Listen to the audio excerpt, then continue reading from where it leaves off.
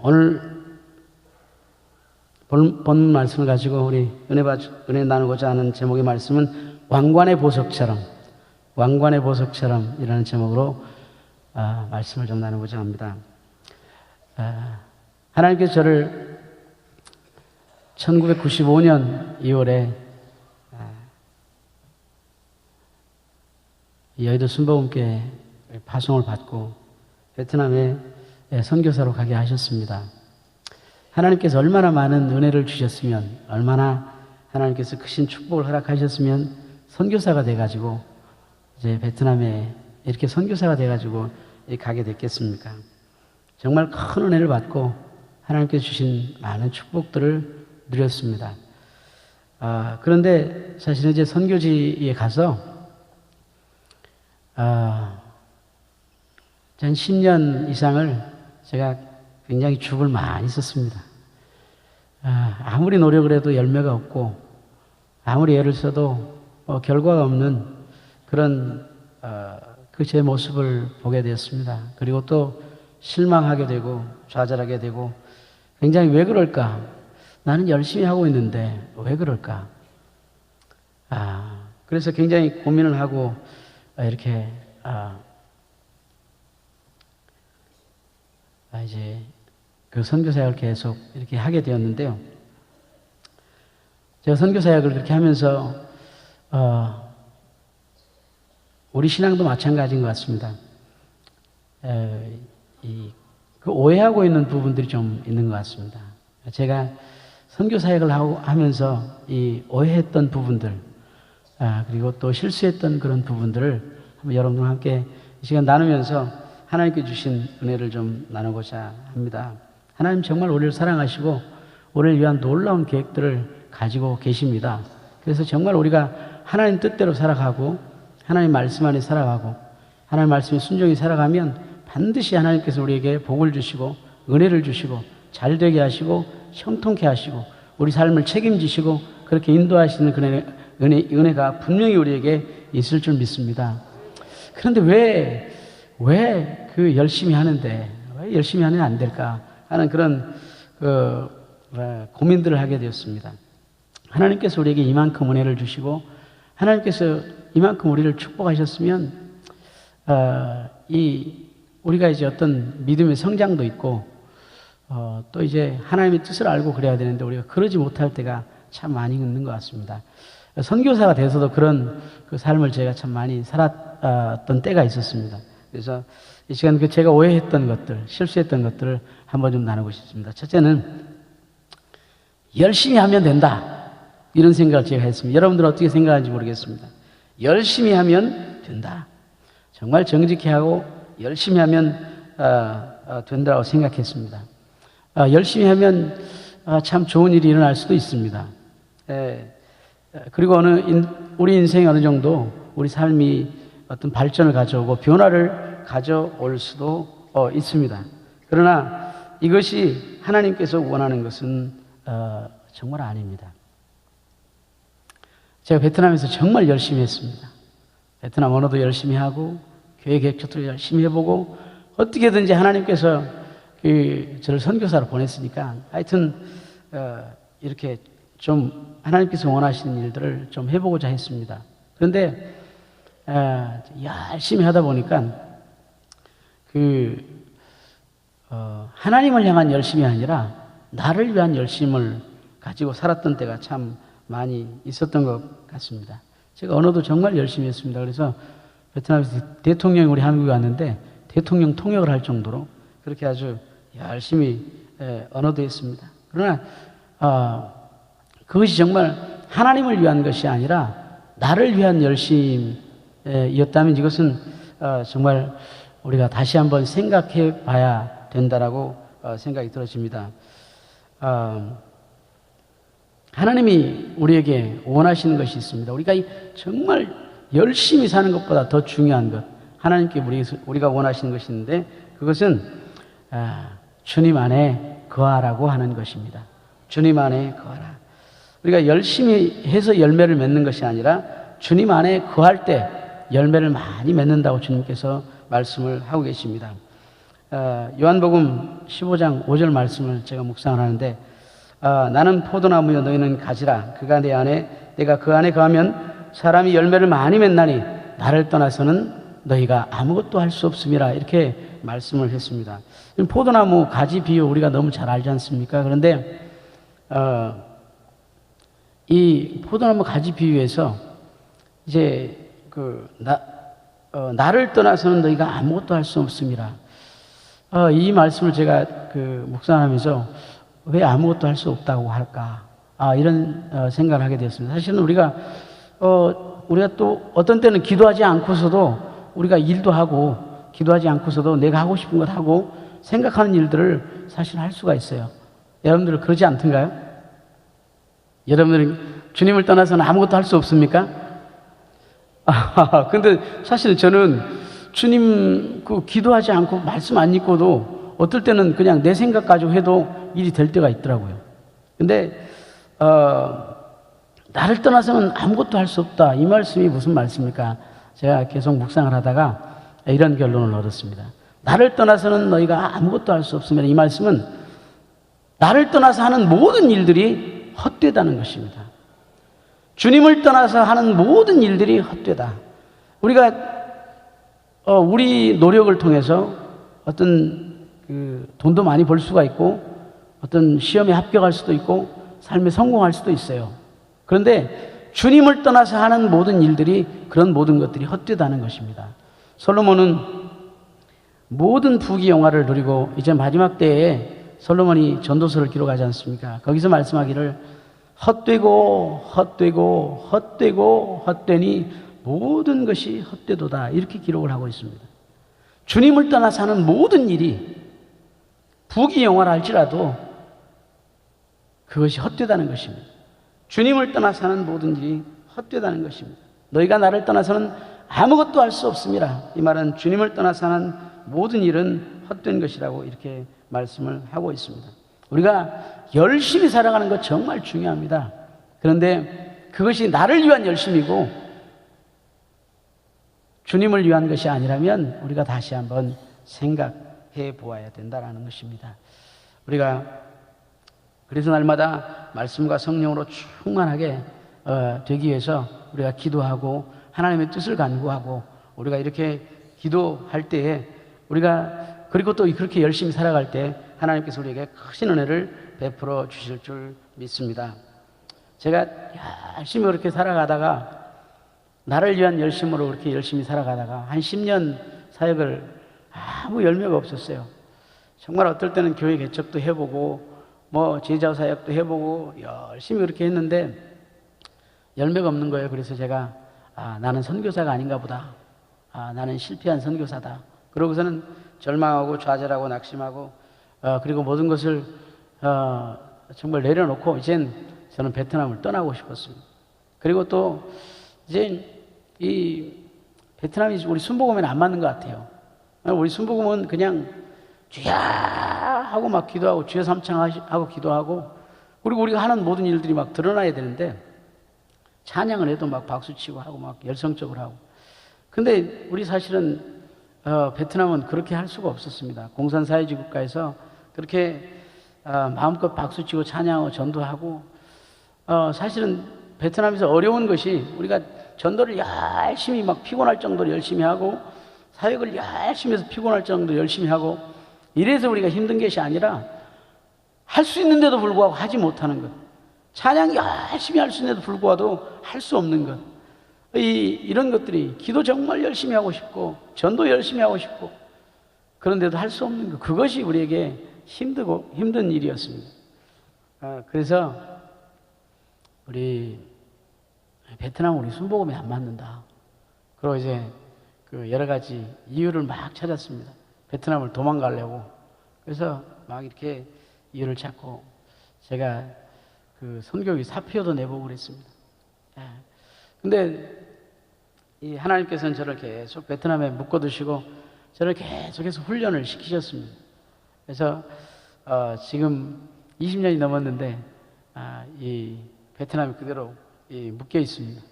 하나님께서 묶여두셔서 베트남이 그대로 베트남 사역을 계속해서 감당을 하고 있습니다. 정말 열심히 하는 것 중요하지만 주님 안에 거하면서 주님 안에 살아가는 것, 그것이 너무 중요하다는 것을 성경은 우리에게 말씀하고 있습니다. 주님 안에 거할 때 우리가 많은 열매를 맺는다, 그렇게 주님께서 말씀하십니다. 두 번째 제가 오해했던 건 뭐가 있냐면, 목표를 세워서 살아야 된다.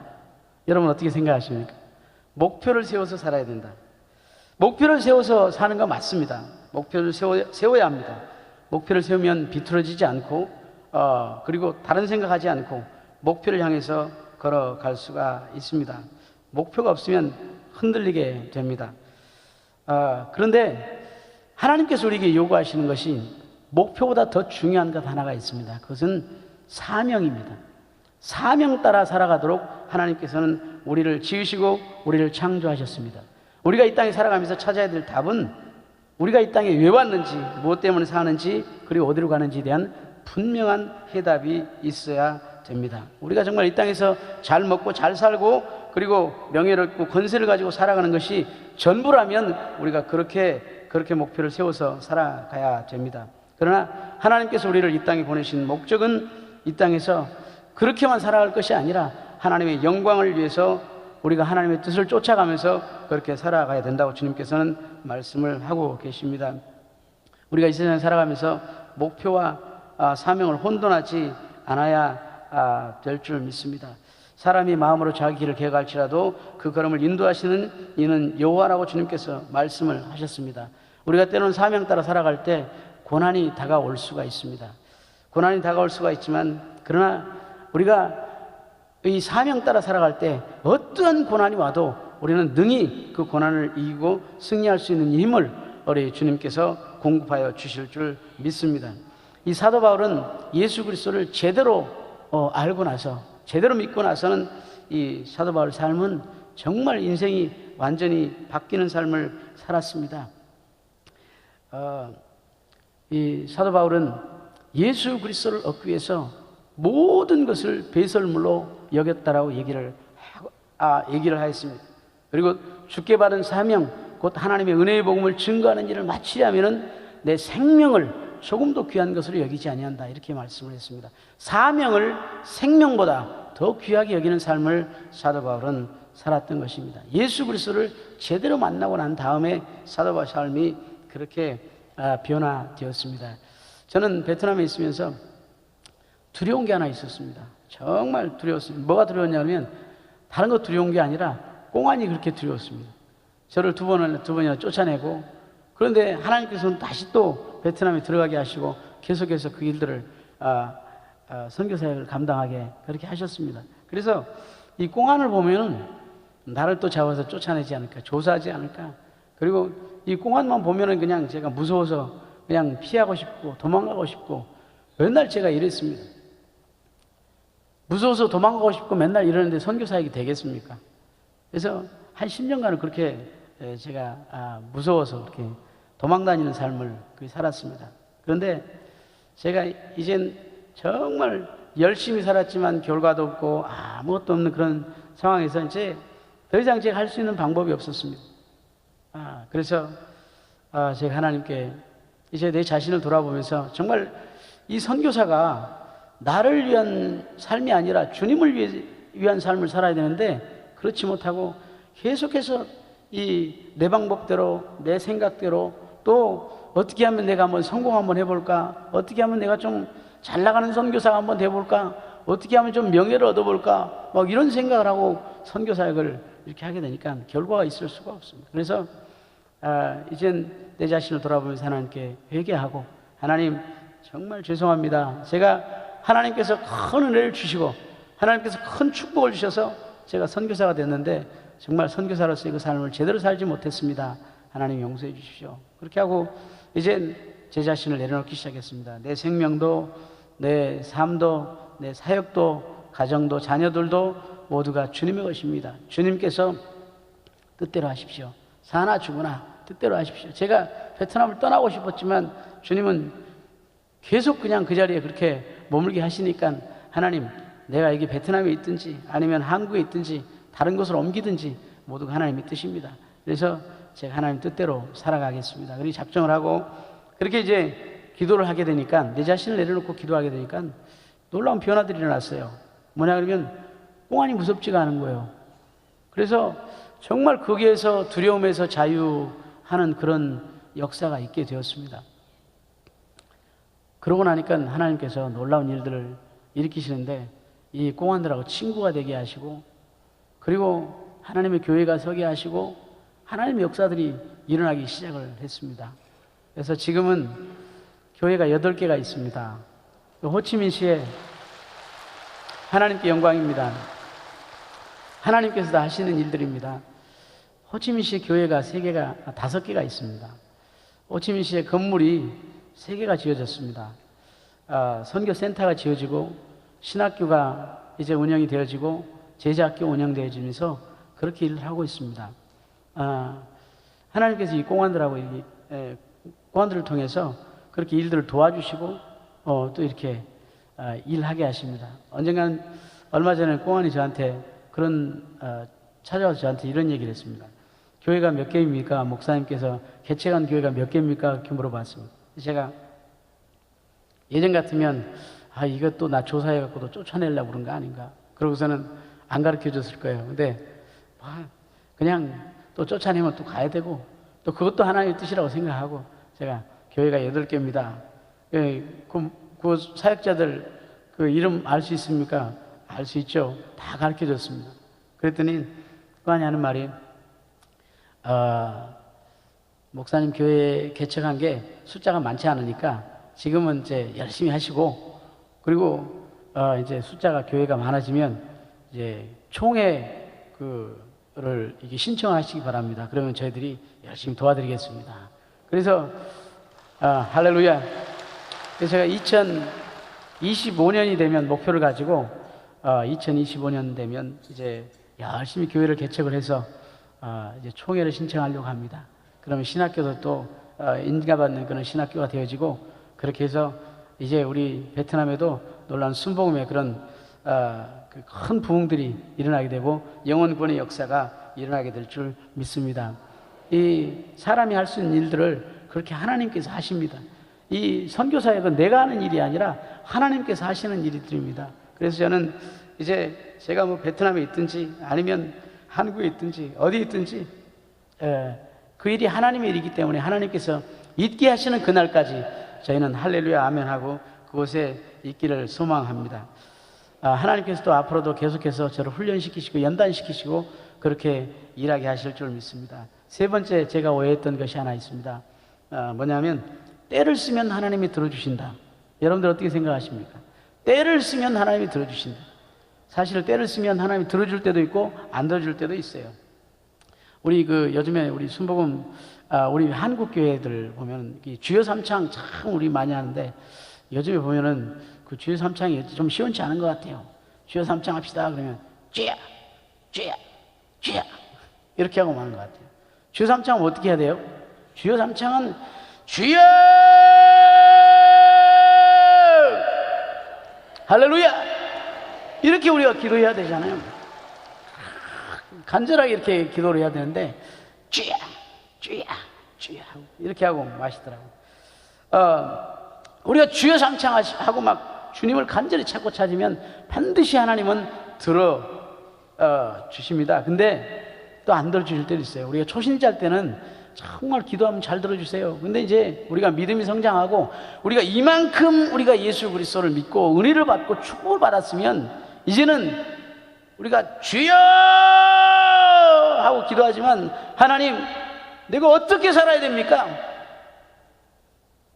주님의 영광을 위해 살아가고 정말 하나님의 뜻 가운데 살아가고 하나님의 마음을 기쁘시게 하고 하나님 마음을 시원케 하는 그런 사람을 우리가 살아야 되지 않겠습니까? 하나님의 뜻이 무엇입니까? 내가 하는 일이 주님의 뜻이 합당한 일입니까? 주님께서 원하시는 일입니까? 주님의 마음을 기쁘시게 하는 일입니까? 이런 질문도 드리고 하나님과 대화하는 그런 삶을 우리가 살아야 될 줄 믿습니다. 하나님과 아주 친밀한 교제를 나누는 그런 삶 우리가 살아야 될 줄 믿습니다.